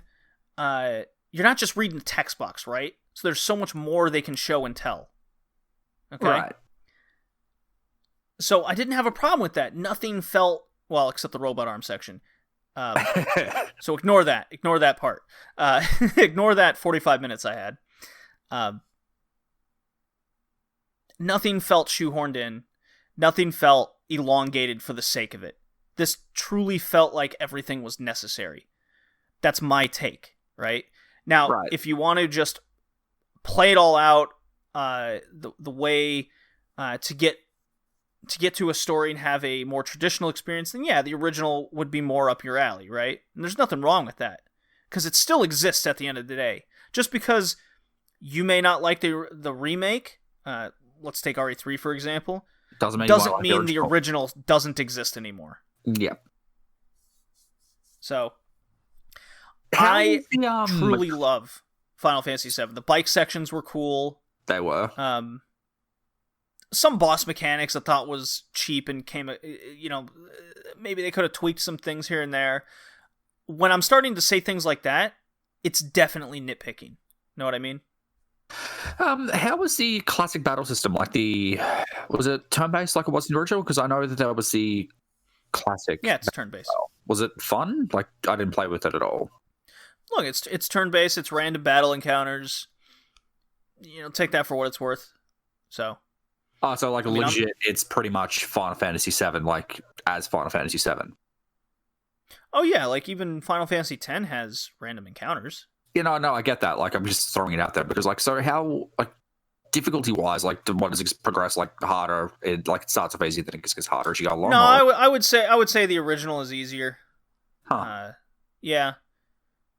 Because you have time to think your moves. It's more, it's an old school RPG, so you're just kind of just chilling out more than half the time. As long as you know what something's weak to, you just hit it with that. Like the Ghost Train, for example, in Final Fantasy VI, or just zombies in general in Final Fantasy games, just hit them with a Cure or a Phoenix down, and they're fucking dead, like immediately. Ironically, so it's just knowing those quirks and assets, because you can do that in this one. You have the materia thing that you can just scan an enemy and it'll tell you its weaknesses and everything. Yeah, no, I know. Yeah. The assess material, whatever it's called. Yeah. Yep. Cast or assess or whatever it's called. I'm pretty sure it was assess, but yeah. So really cool stuff. The ending was Awesome. President Shinra is hanging off a building. You don't know why. Sephiroth shows up. What the game does very well, because it's got to tell like the entire Midgard story with reveals and everything in one sitting and setting. Right? It doesn't have the second, third, fourth parts of the game to backtrack. It wants to get everything across so you never have to go back to Midgard. Midgard is a complete story in this remake by itself. So Cloud in the remake gets kind of these headaches, PTSD flashbacks of Sephiroth causing some shit, right? But you don't know what that shit's being caused. He comes across as a war hero. They hint at the fact he's dead, but he's not. But Cloud knows he's not really dead. Situation. He's even wondering that himself. What's the connection between Aerith and her role in being an ancient situation, ancient human or whatever? How the Earth plays into the whole wider range of the story. I personally liked how they told that aspect of the story. It's way different than the original. The original builds to everything being revealed, right? Right. While in this one, it builds to the fact and you're waiting for it to tell you this is the moment. I suppose, like, with the original game, though, like, this is just one section of that. Like, they needed to hit things home, like, out of the park in this so that people weren't left, like, wondering if they haven't played it before. And I answer that again. If you don't like the aspect of the newly told story, all it is it's the same story told with a different perspective of the timeline. Right. That's all. When it comes down to that, I personally liked it. I didn't have a problem that it was different and it told it differently. I enjoy both ways. If you're a hardcore fan of the original and you this is what I was talking about with the Trials of Mana remake. I'm playing this new one so I can get a better experience or a new experience, but the same stories being told. That's the only thing I care about. Otherwise, why are you remaking the game? To make money? Sure. Is that it? No, I'm the gamer. I don't give a shit how much money you're making. I want a good experience, and I want to be satisfied with the experience. The way it ends with Sephiroth being this big bad evil, and he's about to fuck shit up right then and there, and you got to stop him. It's a big team moment. It's a team building moment, Jay. You know, they got on Google Hangouts, and they're like, hey, he's bad. What are we gonna do about this? Dude, in this day and age, it's Zoom. Oh, right, it's Zoom now. Well, there's a lot of people still use the Skype too. So it built up to this epic battle, and it concluded, and now they're out of the city, they're out of Midgard. Now they're gonna explore the world. But are they? Ooh, because Sephiroth's still out there. It's, hey, awesome. Nothing wrong with that. And honestly, because of that epic last battle, you could tell me that they lost all their weapons, they lost the materia because they're physical objects, right? And you can realistically just start the game over with stat lines. For sure you can. But you could also potentially have a continue button. I don't know. I mean, you can, but if you want to rope in new players to Final Fantasy VII Part 2, or whatever they might call it, Final Fantasy that is a way you could do that. I could totally see Square Enix being like, okay, we'll come out with this game in 7 years, and if you still have your save file from the first one, hey, it can carry over. But it's been 7 years. Do I even care at this point anymore? Look, we're picking on Square Enix here. For all we know, dude, the thing could come out next year. Hey, if it comes out next year, then bang. You can do whatever you want. It won't come out next year. It won't come out next year. They would have announced it already. Well, to be fair, So like this my game went time through, limit. Sorry, go ahead. My time limit on if Part 2 ever comes out is 3 years. Is that how long it's going to take for you to care? Or is that like just your minimum time period that you think it's going to take for them to make the game? No, that's what I'm saying. That's the maximum that I think the turnaround should be in pumping out Part 2. Right. Otherwise, I think I'm already with the mindset that it's never happening. Right? So I will not be disappointed in either way. I can only be satisfied, I guess? No. I can only be surprised in a positive way. But for the players that want this Part 2 to happen, for the players that want more Final Fantasy, once you go over that 3-year mark, and I'm talking from January 2020 until... January 2020 until 2023. January 2023. So, realistically, I guess this should come out in 2022. Before players, you've lost your base, right? You've failed to capitalize on how successful this game was. For sure. Like, you'd think if they like money, but this is Square Enix, and we both know what they're like, they potentially don't like money, that the sooner the better. For sure. So what did you think of the ending? I liked it.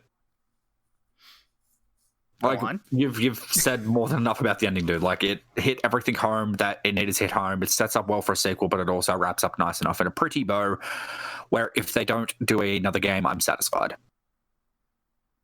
Good. I'm glad you're of the like mind. Do you see yourself like picking up another Final Fantasy game and trying to play that one just for the comparison's sake? Do you see yourself playing the original in the meantime? Maybe. I've got 15 here. Maybe I'll go back and finish that.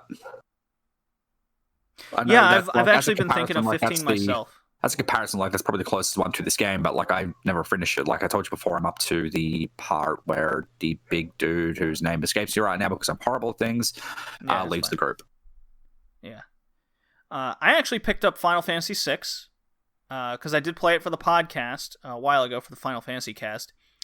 Didn't finish it like I do a lot of RPGs.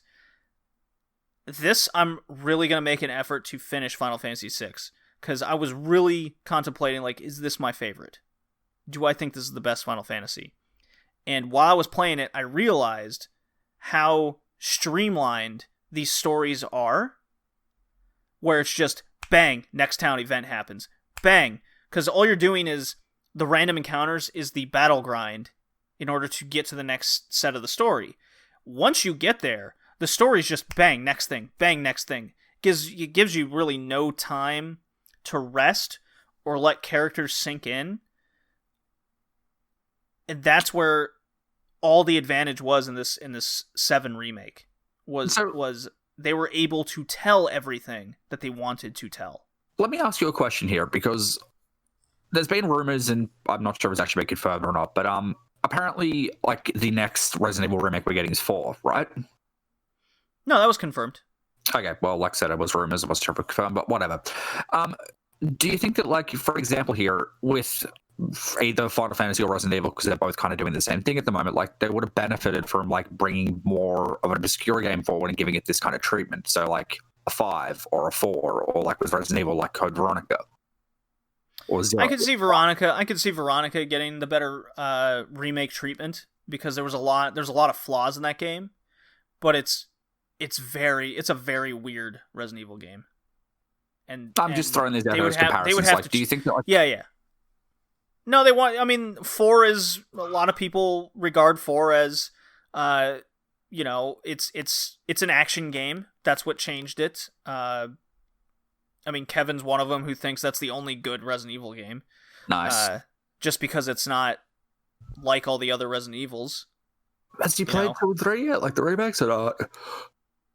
I mean, he's played a little bit of 3 for the podcast, and of course he didn't like it. He played some Veronica, and he really didn't like that. But he likes 4 because it's an action game. Did you play 5 and 6? Like survival horror. 5 and 6 are action games, but they're also not very good. Well, 6 is not good. 5 is a co-op game. It's fun that way. So, I am giving Final Fantasy VII Remake an S tier personally. So I'm not going to let that little 45-minute robot arm section be enough for me to look. 43 hours and 45 minutes was the only part of the game I disliked. Hey, that's S tier to me.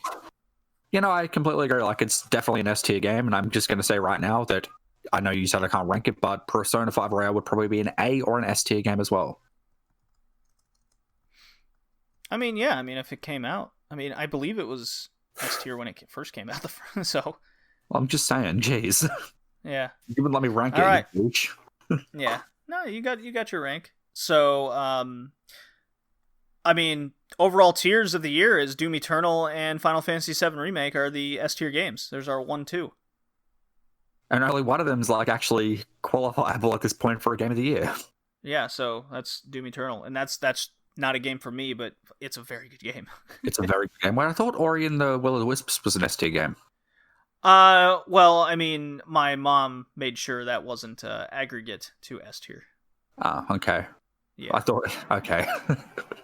Nice. Yeah. Nice. So, I'm trying to get my mom to play a bit of Final Fantasy VII, get her thoughts over it. If you hear her after this part, then that will be the end of the cast. Otherwise, we're out, Jay. Nice. Thanks for listening, guys. And until next month, when we come back and play, I have no idea because I haven't seen the list. All right.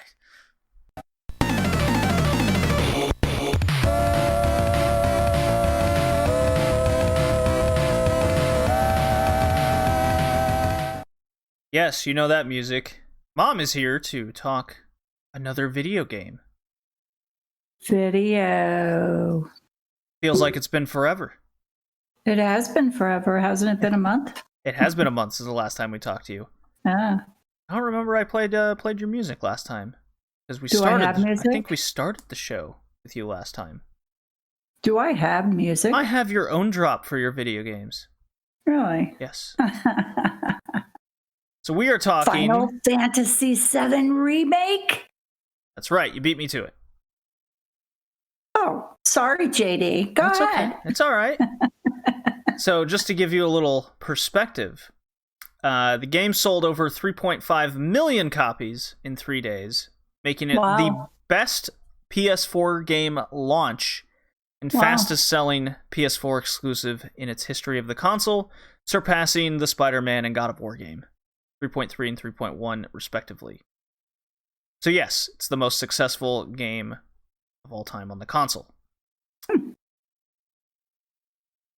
Developed by Square, published by Square, it's a remake of the 1997 classic on the PS1.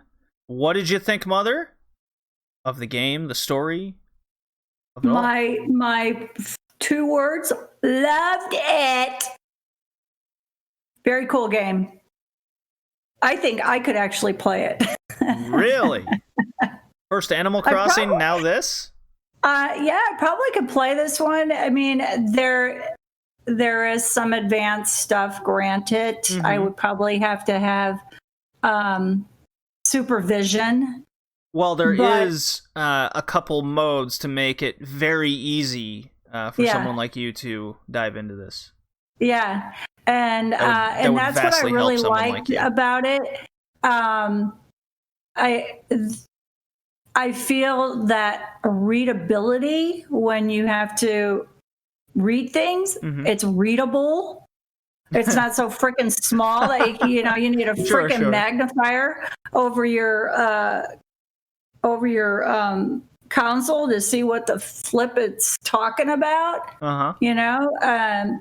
So that I really like too. And I was watching it on my tablet and I still could read what was needed, which to me is a big deal. That's a big deal because when you have games that are the type is so small, the text is so small, and you have to literally get up to the console to see what it's talking about, that then I have a problem with that game. But this was I actually watched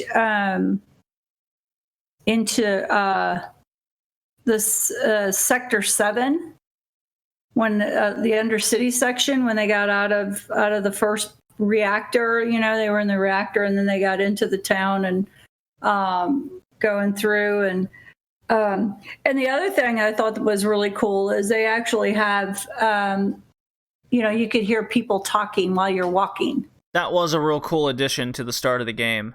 I really enjoyed that. It really emphasized how much.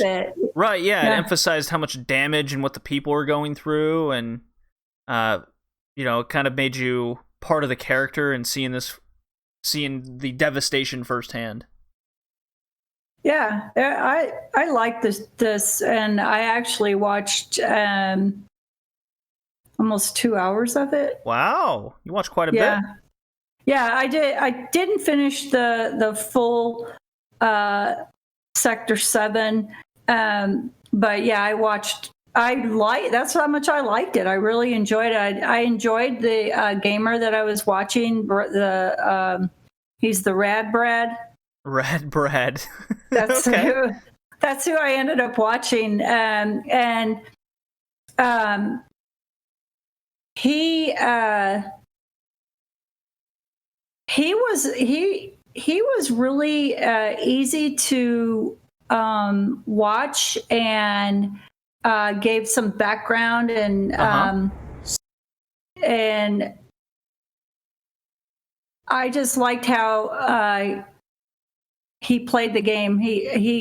That's why I ended up watching as long as I did, because he was easy to listen to. Mm-hmm. Yeah, he does a lot of full game series. Each year he has them kind of separated when the game came out, when he did it. He's got 11 million subscribers. So yeah, he's a pretty popular guy, to say the least. Okay, well, I'm glad you liked the game. I picked him. Yeah, well, it's what you're here for, after all. Yeah. I'm kind of surprised you liked it. So you're very much into the story. The gameplay obviously grabbed you a little enough for you to keep watching. That's for sure. Yeah. What about the big anime style? As I was working, by the way. Yeah. What'd you think of the big anime style? Are you a fan of it? Or is it sci-fi enough where you didn't mind? I think it was sci-fi enough for me that I didn't mind. I didn't feel anime-ish, because I know what you're talking about. Right, yeah. I didn't feel that it was like that. I just like the way the whole game was. Was there a character you found yourself drawn to, or questioning, or wondering, gee, I wonder what they're like later? I like Cloud. Cloud was my favorite guy. Why is that? Well, he's the main character. Yeah, that's true.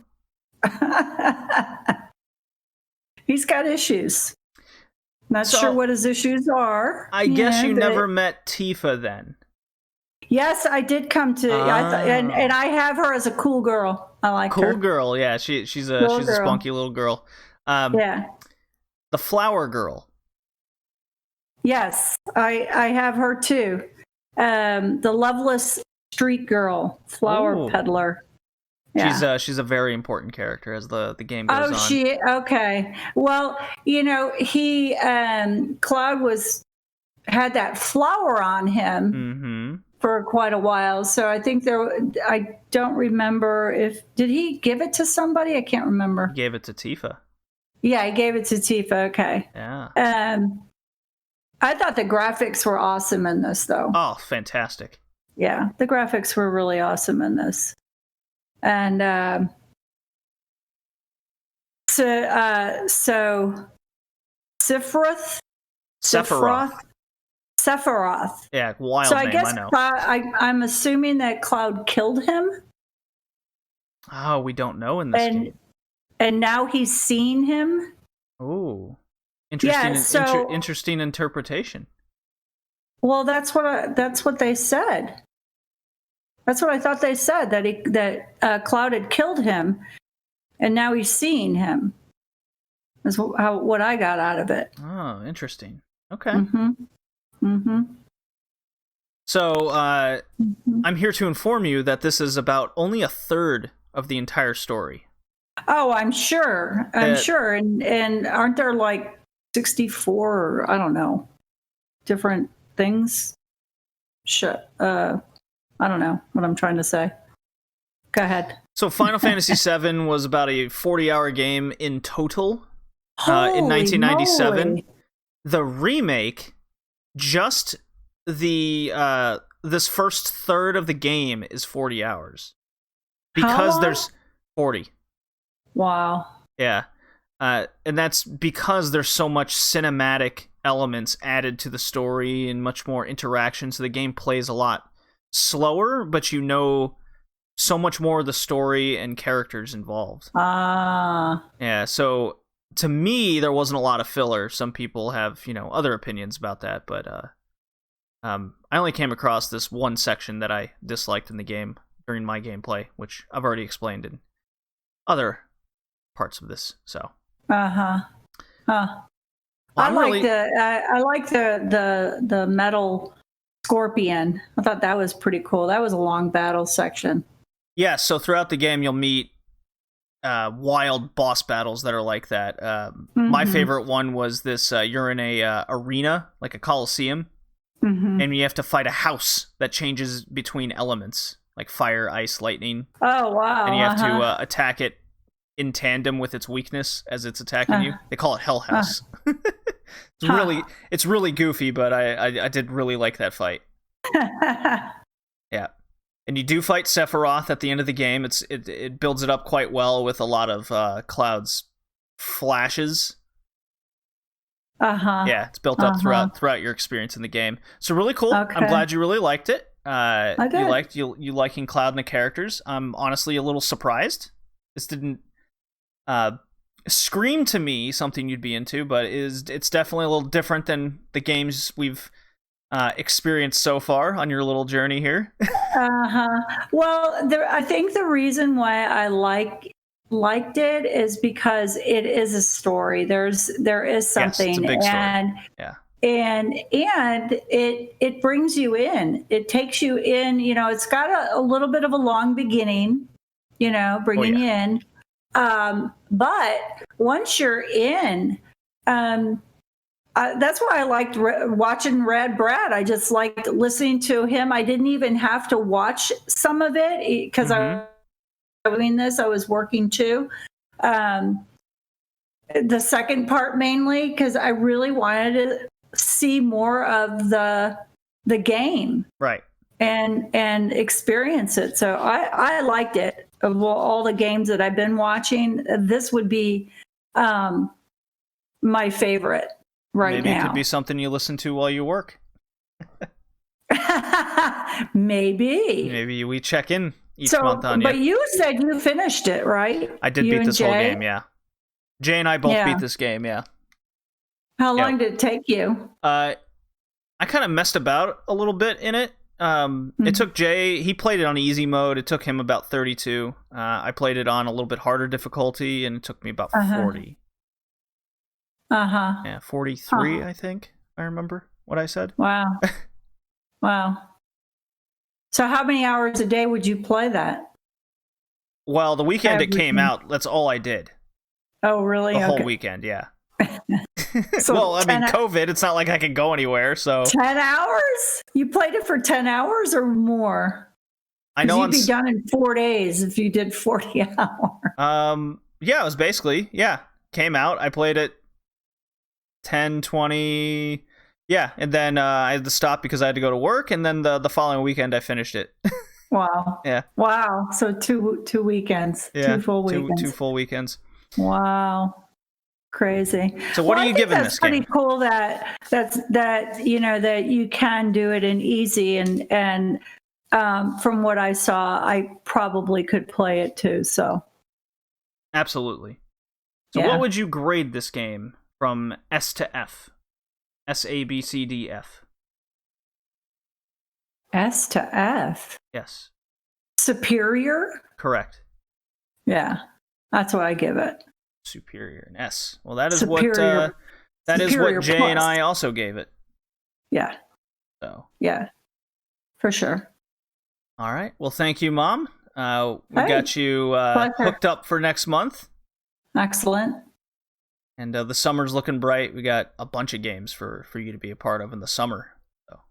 Well, I'm hoping that I get to take a trip out by you. So. Oh, that'd be fun. We could play it together. Yeah. I'm hoping that this stuff all goes away and I can at least hop on a plane with a mask on, my Jack Daniels mask, bandana, and have some fun somewhere else. All right, JD, sounds good. All right, Mom. Love you. See you next month. Love you too. Okay, bye. Bye. I would be lost, drifting alone, floating up high, time after time, and there you'd be, shining brightly, your smiling face to guide my way.